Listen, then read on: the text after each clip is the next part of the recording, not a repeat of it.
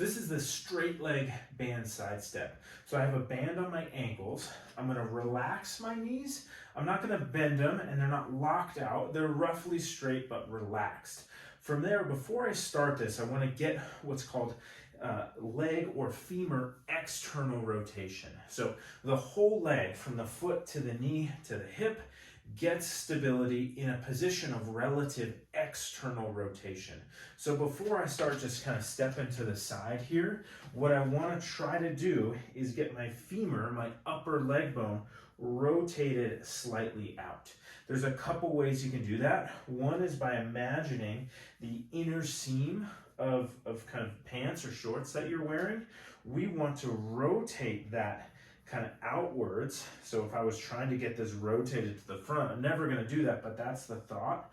And I'm doing that without losing control or contact of the ball of my foot and big toe against the ground. And I say it like that because I don't just want to, boom, roll my ankles out, okay? Sometimes people do this and they start to rotate out. So I still want big toe, ball of the foot on the ground, but the inner seam here, we're kind of rotating that out. And as I stand in a roughly straight leg position, that rotation should hopefully naturally engage some of the glutes.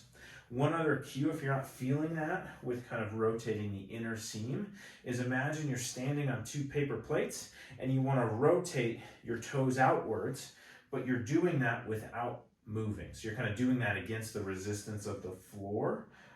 But sometimes when people try that, they have a little more tension or discomfort in their knee or their ankle, but it works for some people. Regardless, before we start, we want knees pointed out over your third and fourth toes, glutes engaged, and then I'm going to step to the side, trying to maintain all of these positions, not letting my torso go to the side, not letting my knee drop in, and not letting my toes point outward. I want to keep the toes straight while still maintaining that rotation. And then I also don't want the band to come to slack, so I want to keep tension on the band. That means I'm taking fairly small but wide steps, and I'm maintaining everything else as we go. The hope is that you start to feel some work somewhere through here.